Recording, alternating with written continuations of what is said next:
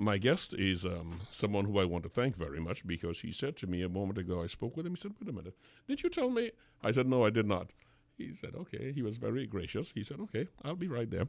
Guess what? I messed up the time. Okay. Good morning. That's my public apology to you. Peter Permell, how are you, my friend? It is great to have you here this morning. Thank you so much for taking up your Sunday morning to be here. The pleasure is all mine. And good morning to all your listeners. Good. Yeah. Let's lay the backdrop for you now. Of course, you know Mr. Permell is the gentleman in charge of the Policyholders Group. I'll tell you about that in a minute. Let's just lay the foundation for us here. Finance Minister Coleman Burt has asked the central bank to investigate the alleged undervaluation and sale of Mausica estate lands owned by CLICO, which has been in the works since May 2015. The Kall Properties put in a bid for it, $76 million. It was given to them. Fortunately, it has not been completed because there was one lady who occupied some land there. The land we're talking about, she occupied was, what was it? Get my figures down here. 514 acres is what is in question. 514 acres of land located north of the Arima Old Road. That is what was sold. So one person was on the land, and they finally came to an agreement with her. She's out. So what is before us now is, hey, who sold this land? Who approved this? And as it relates to Mr. Permell, how does it interfere with the policyholders who are waiting for their money? Is this being done because it's going into a fund that will leave them out of the equation? That's part of what we're talking about. Peter, thank you so much for coming in this morning. Thank you again, Rennie. I attempted to give a synopsis as to what we are looking at here. You, as chairman of the Policyholders Group, you are intimately familiar with this situation. Make clear for our listeners, where is your concern here? The first concern is the sale of land at greatly undervalued cost, or is it your primary concern that what we're looking at here is a way to escape giving to the policyholders who suffered at the hands of CLICO what is due them? The short answer is both, but let me just make one slight correction or clarify something you just said. Please. The land in question, yes, it's 514 acres of land, and it's expected. It hasn't been sold as yet. What has happened is that a down payment of $7.6 million has been paid based on a purchase price or sale price of $76 million. So that the squatter in question that you spoke about, that the piece of land that squatter was occupying, I think is about 464 square meters, which is probably just about a lot. That's right. Yeah, a lot. 469 square meters. Yeah, that's correct. Right. So that person, apparently they've entered into some arrangement. So that person is now off the land, because the whole idea is that the land has to be sold with vacant possession. That's right. One of the terms of the sale agreement. So that I just wanted to clarify. I should salute that lady this morning because, her being there kind of had this holdout for a little while. Absolutely. So we should all be thankful that she was squatting and she did not give out really quickly. Absolutely. All right. So let us talk about what's before us. Right. The land was what would that be then? The promise of sale? Is that the best way to put it? The first part of the sale? Well, it's an offer. The down payment. Yeah, yes. the down payment. So what you have is an offer for sale, which is called a sale agreement. And this was given to Mr. Arvin Kalloo. Yes, of Kall Properties Limited. And we all know that they are the ones who were involved in the $120 million Maracas Bay upgrade contract with the last administration that is under. Right. I think the parent company, which would be Kallco. Yeah. So Kall Properties, I think, is a subsidiary of the Kallco property, which is owned by Arvin Kalloo, as you just indicated. I'm going to ask you to go under the hood in a minute, but I'm trying to understand two parts here. They're talking about a total 514 acres of land, from which I think one of the evaluators for CLICO said 400 is unusable. Yes. What does that mean? All right. Well, certainly, 514 acres is nothing to sneeze at. There's a lot of land we're talking about there. And this is in as you said, north of the Arima Old Road. And there are a number of developments in that area. You have the Lillian Heights, you have the Foothills, which is a upscale development. It's a gated community. And you have some other developments in that vicinity. So this is not some backwoods area. And therefore, but the thing about it, it's elevated land. It's in the foothills of Dabadi. So that when they say 400 acres is unusable, what happened, from what I understand, is that CLICO, who is the owner of the land, and let's make that point very clear, CLICO owns the land. CLICO would have applied for outline permission to develop the land. And as part of that, the town and country planning would have had to assess the land in terms of what can be developed and what can't. Now, they would have indicated that any land with a slope of 4 to 1, 1 to 4, which means that's the gradient of the land. That is a pretty steep gradient. So what you're going to have is a problem where you're going to have, the public utilities, people being able to get up there. You're going to have problems with, putting in infrastructure and so on. So they would have indicated initially that portion of the land, anything above that, with that type of gradient, is not, they're not going to give you outline. Let me put it that way. They're not going to give you outline permission to develop that land. Now I'm happy for that clarity, because to say it's unusable leaves a lot of questions. But if you tell me, as they say, 73 acres or 50% of the total acreage is all that could be developed, then it makes sense to me. Yes, at this point in time. But remember, there are always engineering solutions.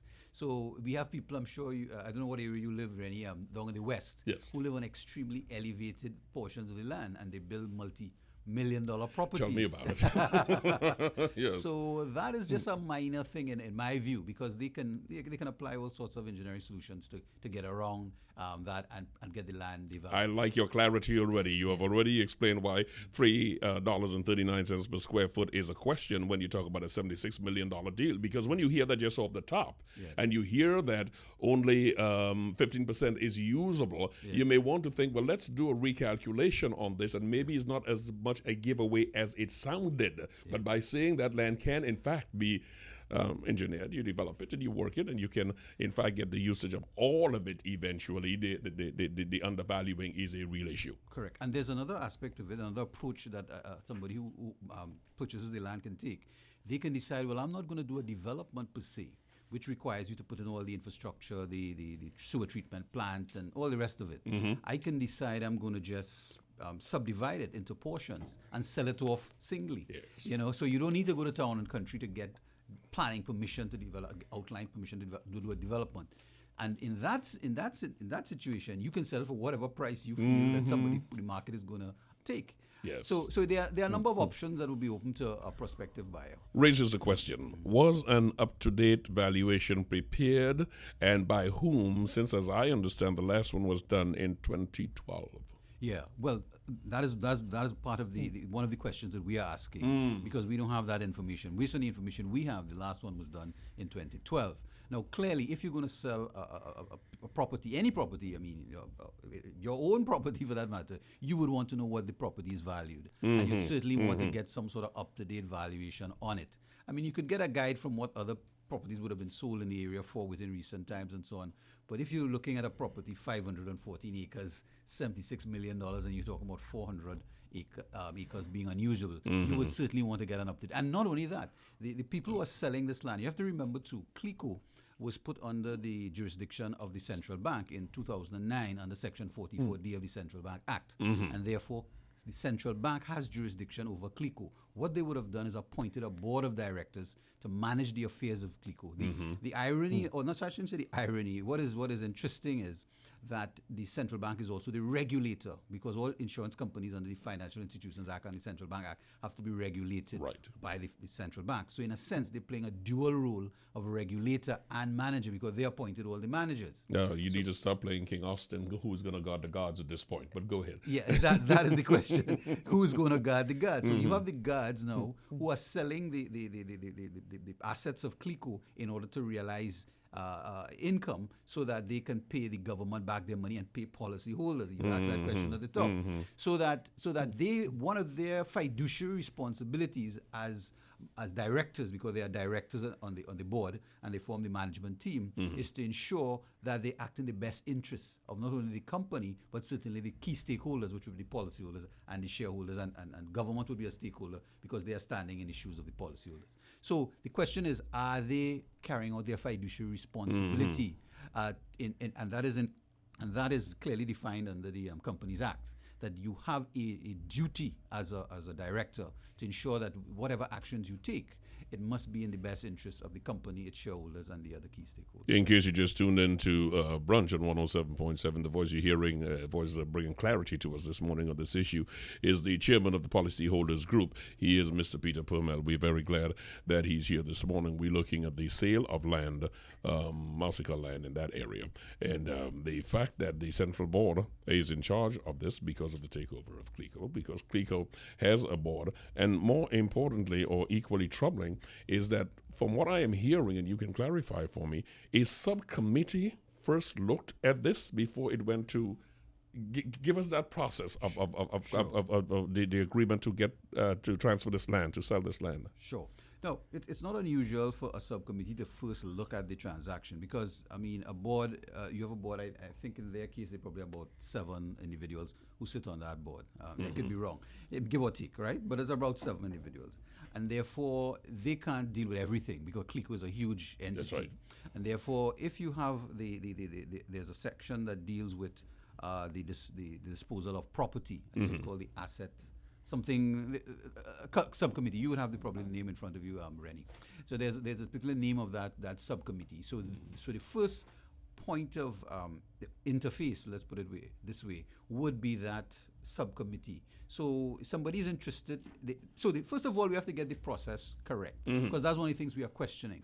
What was the process used, the governance process used in order to dispose or attempt to dispose of this land? So one of the things one would expect is that it would be a transparent and competitive process because that's the way you get price discovery. That's right. If a number of us are interested in a piece of property or whatever it is, we are going to bid for it. So you invite people to bid on the particular asset that is being disposed of. We are not aware that took place in this particular situation. From what we understand, based on the information that is available to us, is that some sort of negotiation was entered into with this particular prospective purchaser. So that the question is, how did the asset, I think it's the senior asset property manager, he's the one who would have entered into those negotiations. How did he arrive at this particular prospective buyer? What was the process used to get to this particular person? Did the person just come in a day and say, "You all have any land for sale? I'm interested." That is curious, and we need to find out some more about that. And having that particular property manager having entered into those negotiations, that is where the whole process was triggered.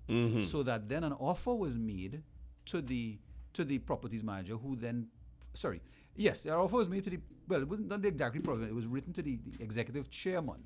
The person would have written to the executive chairman, and I suppose the issue would have been passed to the subcommittee of the board, which is that same asset disposal committee, and they would have looked at it. Now, that committee comprised several individuals, one of which would have been the former chairman of CLICO, who was unceremoniously fired from CLICO. That's Mr. Jared Yetming. He was on that subcommittee. You had Mrs. Carolyn John. She was the managing director at the time. She was also fired. Not for this particular issue, but because there were former directors who were being paid as policyholders money that other policyholders were not so fortunate to get. And we raised a red flag about that. The preferred policyholders got their money. They got, The guys who was really supposed to be at the end of the line, they sort of jumped the queue and they got at the head of everybody else and got their money. So that was another issue, but that's a whole show by itself, Rennie. So where we are now is that you have this subcommittee of the board, and they have some other people on that subcommittee. They looked at the issue. The managing director indicated, hey, there's no real need to sell this land now because we have other assets that we can use at this point in time. They said, well, let's go and look at it anyway. Let's go and see, why don't we try to see if we can sell it anyway so we can get in some funds. No, nothing is wrong with that. The question is, what is the process? Have you, invited bids for the property? You just have an offer to purchase coming from this company, Kall Properties, to the senior properties manager, and then to the subcommittee. The subcommittee allegedly approved it because there's no minutes of that meeting. There are minutes of the meeting, but the minutes are unsigned. And those two persons would have been fired within days of that subcommittee meeting. So let's say the subcommittee meeting was on the 3rd of June. They got fired on the 5th. I think it was on the 3rd of July, and they got... the 3rd of June, and they got fired on the 5th of July. So there's... And the other two individuals who were on the committee, they both resigned in solidarity with those two. So the committee collapsed. So you could not confirm those minutes because nobody was still in the company, in order to confirm those minutes. So therefore, all you have is a piece of paper with minutes on it, unsigned. So that really amounts to nothing. Well, really, it does. Listeners, Peter Permell, the chairman of the CLICO Policyholders Group, is my guest this morning. We were talking about the property that left CLICO's hands. Well, it was they got a down payment on it anyway. Yes. And we're talking about was it competitive and was transparency involved here? This is precisely the area we are on, because if, as Peter alluded to a moment ago, it was the what was he? The senior policy manager who senior property manager who told the committee approximately 400 acres of the land is unusable. I guess maybe that was supposed to factor into the undervaluation of $3.39, and we are talking about the process and what was left out and not followed, because this can smell of a little bit more than we can tolerate. I'm trying to be as gentle as I can, but this does not look very good. You're looking at a huge piece of land, as Peter alluded to earlier, or articulated. He didn't allude to it. He made it quite clear. You can break this up into pieces and sell it, so you can make this profitable no matter how you go about it. The other side of this, Peter, is the question of the policyholders.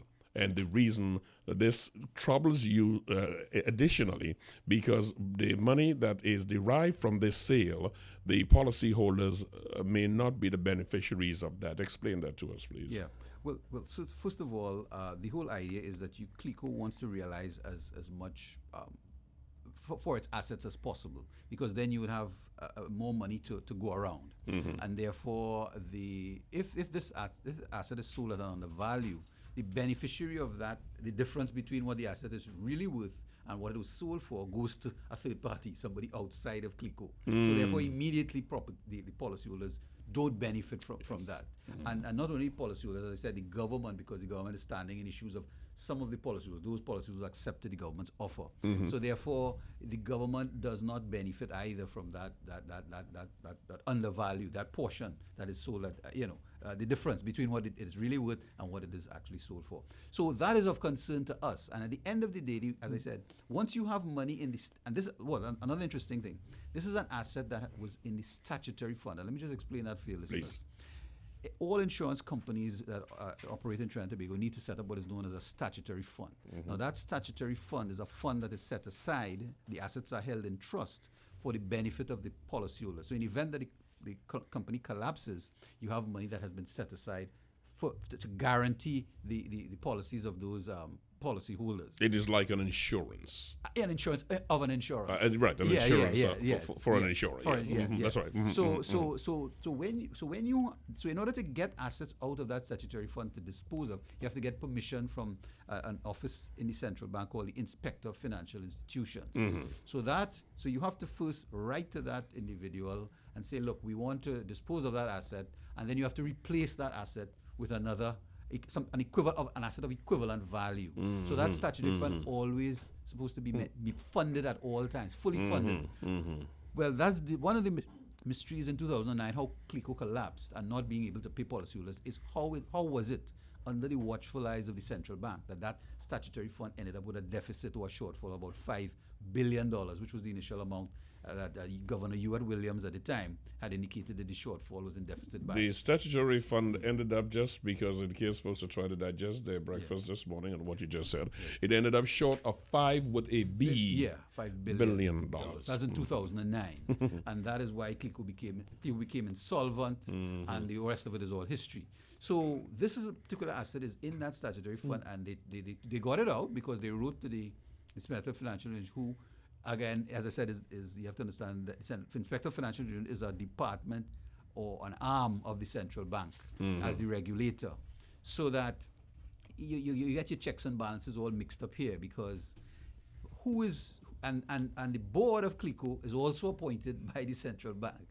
So as you said, who's guarding the guards? Who is going to where's the proper check and balance to ensure that this particular asset that you're requesting to be taken out of the statutory fund is going to be sold at a proper value? And those are some of the questions that we are also asking, to look at the governance, the policies and procedures. Are they adequate? given what is happening in terms of the whole process. Mm-hmm. So those are some other issues. But I just remind me what was the the question was how in any way would this sale be beneficial to everyone else save for the policyholders, and I think that is where you just went down to detail for us. Yes. The Minister of Finance, this was raised with him, and he said that the central bank, he's instructed them to. I was a little struck by that, because I would think that all the going-ons would go through the central bank and he would be briefed. I was a little struck by that. Yeah, well, certainly. At the end of the day, the Minister of Finance is ultimately in charge of the entire process. Mm-hmm. I mean, you have some what looks as if they're silos and arm's length arrangements, but at the end of the day, under Section 44F5 of the Central Bank Act, the central bank can give specific or general directions to the Minister of Finance can give specific or general directions to the governor of the central bank as it relates to any entity that has been put under the jurisdiction of the central bank by virtue of Section 44D, which is what happened with CLICO. Mm-hmm. So although the ultimate authority in all this is the Minister of Finance. Now, he's not going to be monitoring all these matters about sale of a piece of property here and so on. These matters will reach his desk when people like ourselves raise red flags about it. The assumption is that things would be running fairly smoothly. So unless an issue arises, he doesn't get into it. So we have raised the red flag, and to his credit, he has in fact initiated an investigation into the particular matter, so that we wait to hear what is the outcome of that investigation. What does that turn up? Is it in fact our concerns valid? What is going on there? Is it something that they may have missed, or we are being being melodramatic? We are overreacting to a simple transaction. These are some of the questions we need to get answered. A simple transaction with his tongue firmly planted in his cheek is why he said that. This is not a simple transaction. This is a big transaction. This is a undervaluation, because folks say even if you consider the entire piece of property agricultural land, this is a low value you put on it, $339. Correct. And I have done some additional research, Rennie, in the matter. And what I realized in 2010, there was a statement made in the Parliament relative to the development plan for that particular area. And one of the things they have said is that there's likely to be some infrastructural road going through that particular area. I mean, that hasn't come to fruition yet. But clearly, if and when that happens, then the value of that whole place that is why the question of transparency comes in, because anyone privy to even that information, speculators do that all the time. Anyone privy to this information go like, this will be worth so much in so and so time. Let me get it for right now. Yes. I've got a zoning for 15%, 73 acres. I'm going to stay there. I'm going to develop that and wait. Exactly. And then the next thing you hear, they're going to sell it back to the very same government. We have seen that before, haven't we? Yes. All right. Where it stands right now, and thank you for the clarity on that. I wanted to bring this out because, as we said, it is not a sale. We have a deposit being put in. Now, in a case like this, the best case scenario for the taxpayers, by the way, because we the country, we are in control of the CLICO assets. What is the best case scenario in a case like this where a deposit has been put on? If this has been found that it did not go through the channels, it was not done with the requisite transparency, etc., what can we expect to happen? Well, the sale will have to be halted, right? And they can in fact refund the depositor their money, and they get do the thing right. That's what the expected outcome would be. Now you dropped short. I was waiting for some more, but maybe you're wise not to go further. I thought you were going to say they would refund the depositor the money and then inquire of the people who went ahead with the deal and. But anyway, that is going down a road that yes. I know you don't want to go. As far as the policyholders are concerned, you're the chairman of the CLICO Policyholders Group. What is happening with policyholders with the money there to get as of this date?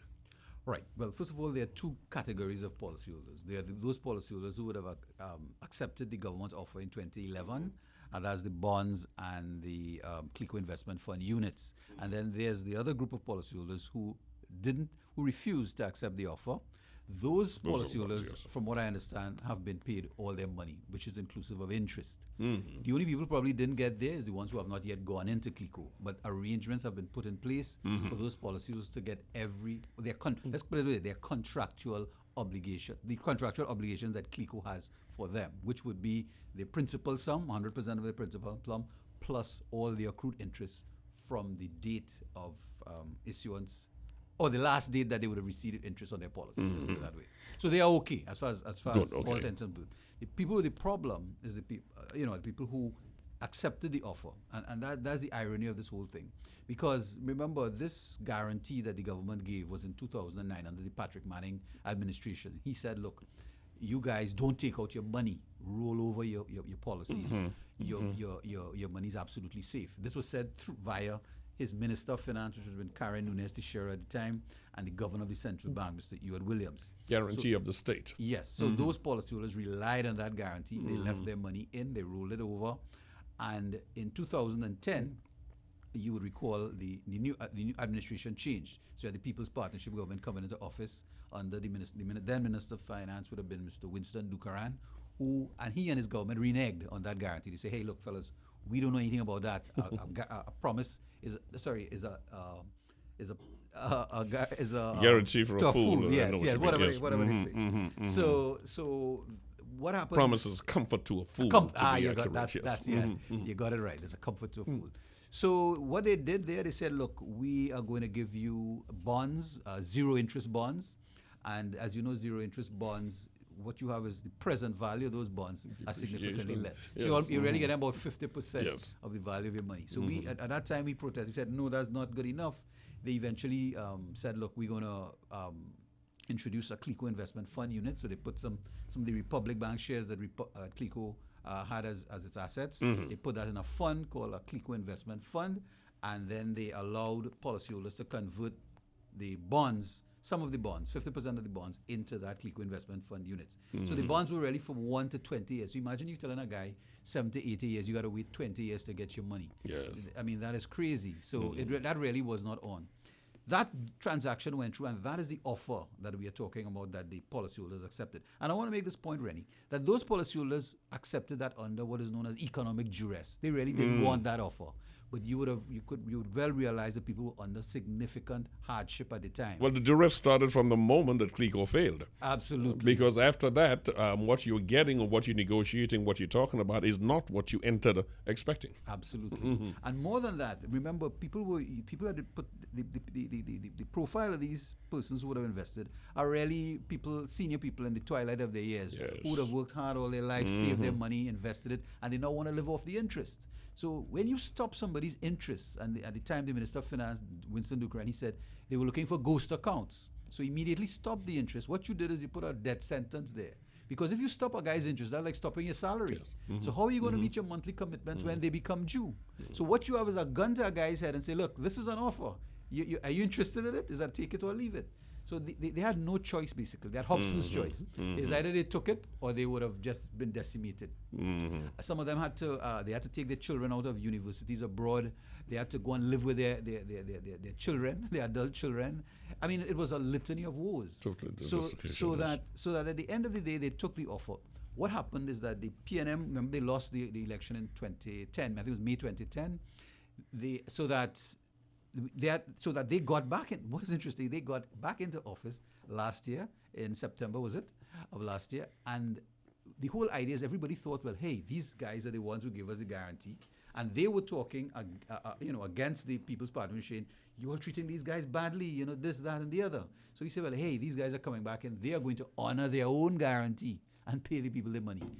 Lo and behold, we hear the new Minister of Finance, Mr. Kalloo, who was championing the cause while he was in opposition, is now coming and telling them, hey guys, you sold your rights. You're not entitled to anything again. Sorry, tough, but that's the reality. Now the problem with that is, if the money was coming from the Treasury, as it would have had to come from if CLICO was still insolvent, that is not the case in 2016. The statutory fund that we just mentioned is now fully funded because of the appreciation of the value of the assets. So and that's why we are insisting that those assets be sold at the optimal value, not at any undervalue. Just to be very clear now, those who accepted the deal, what you're doing right now is you're appealing for conscience consideration because they already signed for it. Is that what you're well, saying? they signed for the deal. Yes, that's fine. But remember, that arrangement is based on the government paying them the money. So in other words, what this is saying is that, look, if the government has to pay you money, you have nothing more to get. But if CLICO has to pay your money, then what's the problem? You understand what I'm saying? CLICO has the money now. CLICO has the money. The government's got a revenue shortfall, but we're talking about CLICO. They have the CLICO, money. yeah, this money is not coming from the trade. This money is coming from CLICO. So the question is, if CLICO doesn't pay the policyholders the money, who gets that money? Where does that money go? General fund. So it's really a nonsense. It doesn't make any sense. The government is saying that we are not going to get any of that money, which is predominantly would be the interest, which would have been accrued. They're saying there's some arrangement that they have with CLICO that they are not going to get that money. So by extension, taxpayers don't benefit from that money. On the other hand, they're saying that the policyholders sold their rights, so they are not going to get any of that money. So where does that money go? Isn't the shareholders of the company, which would be people like Lawrence Dupre and all the rest of them, and they're the ones who are going to ultimately benefit? Because if the money stays in the company... in the company, then when you do the disbursement of dividends and so on. Remember, CLICO is a private company. CLICO is not a state enterprise. It's owned by private shareholders. Are we hearing anything? I want to hold on that point because I do want to expand this conversation slightly into that area for a moment. So as far as the shareholders are concerned, those who accepted the deal, the policyholders rather, who accepted the deal, there is nothing new under the sun for them right now. According to the Minister of Finance. And according to Peter Permell. According to Peter Permell, one has to live in hope, in the sense that, as far as we are concerned, as long as CLICO is still operating, as long as CLICO still has significant assets, there's always the opportunity for us to get paid what is our rightful due. Not a conscience consideration, but a legal dictate. Is that what you're saying? Those avenues can be explored. I'm not saying we're going to do that at this point in time, but I'm saying that is not off the table. There's always the option to explore our legal options. But I'm saying the whole idea is we are hoping that the government, who is standing in the shoes, because let me just explain that a little bit. In order to accept the offer, people have to assign their policies to the government. So it means that the government is now holding your policy. Yes, they bought it and they paid you. Well, technically, under the insurance legislation, you can't sell a policy. A policy is unique to the policyholder, the beneficiary. What you can do is assign it, just as you would, Rennie, if you go to take a loan from the bank. You assign your property. You can assign your policy. And when you pay off the loan, they release the policy back to you. So in this particular situation, when the government gets paid all its money, and that's what we're saying, we're insisting that the government must get paid all its money, which means the taxpayers get back all their money.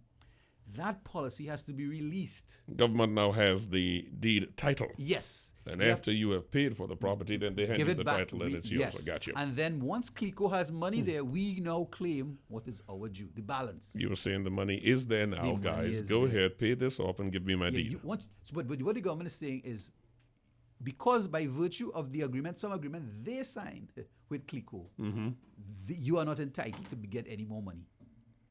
And something is really, and they're blaming the previous administration, saying that was signed when under the partnership. So if it was signed under the partnership, CLICO is a private company. That agreement could be rescinded because you are in charge now. You understand what I'm saying? You are in charge. You are ultimately in charge of CLICO. Any arrangement you are making an arrangement yourself, because the people who are in charge of CLICO are appointed by the central bank. So he's himself, on one hand, making an agreement with himself to not pay policyholders their just due, the balance of what is owed to them. That doesn't make sense. And that's what we have been saying to Mr. Imbert. He keeps saying that over and over, you've sold your right. But who did we sell our rights to?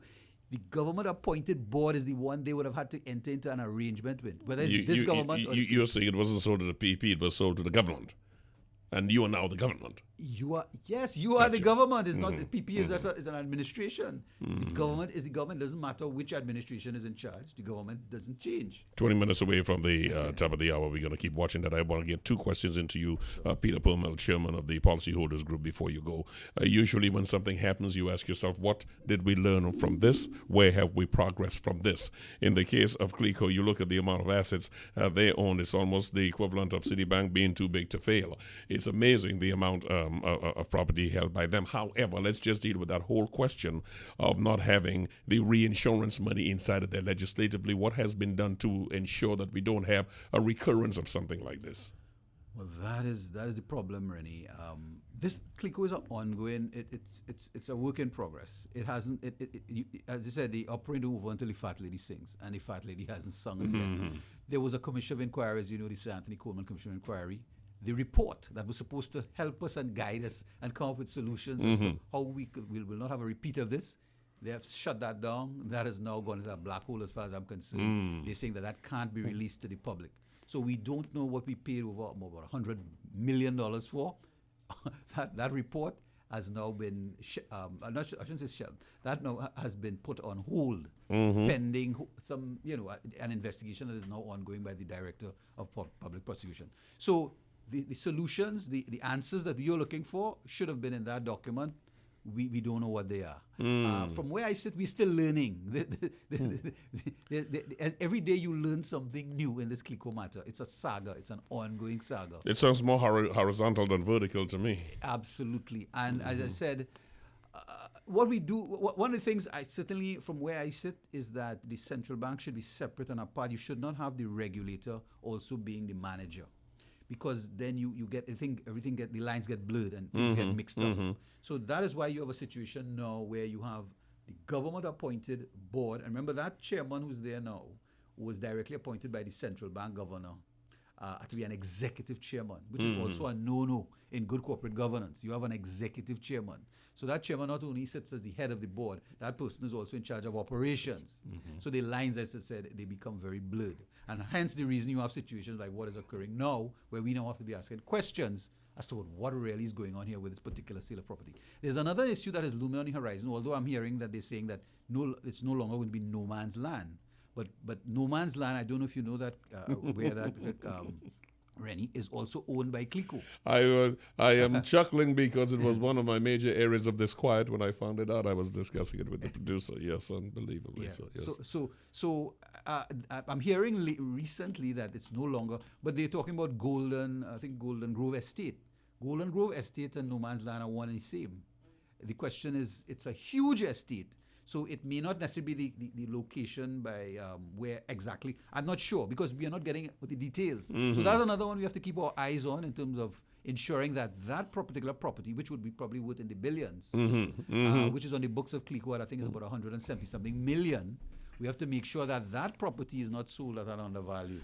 You understand? So that's another one we. And that's why this is a wonderful test case, because clearly the whole question of transparency, competitive bid, who approved, who did what, and is something that comes into the domain that the public must pay attention to, because we're not going to only have this. There are many more that can follow. I agree with you on that. Yes, remember, CLICO is $1 billion operation. Folks who are following what you and the policyholders are watching, because I'm going to have a watchdog chairman here. I hope he doesn't mind the title. That's Rishi Maharaj from Disclosure Today. We're going to talk about that later on. Folks who are following what you're doing, is there a website they can go to, Peter, and follow? We don't have a website, but you can contact us via our email address, which is the clico.policyholders@gmail.com, and we will be happy to dialogue with whoever, and we are welcome to any information that people may have that would assist us in protecting the interests of the policyholders. Because as you do know, our mailbox, we get things all the time. Yes. And that's one of the reasons we were able to flag this particular transaction. I'm glad that you did flag it, and I'm glad that you made the time to be with me here this morning and bring some clarity to it, because it is the sort of thing that would hit the newspaper and stay there for about 2 days and then disappear. And sometimes without an advocacy group or vigilant group like yours, it would happen. Nobody would even pay attention to it. Absolutely. We're going to keep watching at this. I am a bit chagrined, a little disappointed that we have not heard of any legislative moves to ensure that we don't have this recurring, because it's not just a CLICO issue. This can happen across the board with many, but other entities that have that big kind of control over the commanding heights of the economy, because they really do. and that to me, we will keep watching. Peter Permell, Chairman of the Policyholders Group, thank you so much for taking the time to be with us this morning. Thank you very much, Rennie. For your very kind invitation, and the pleasure was all mine. All right, thank you. You're inside Brunch. It is 50 minutes away from the top of the hour. The head of the Caribbean Airlines Communication Group will be with us when we return inside Brunch.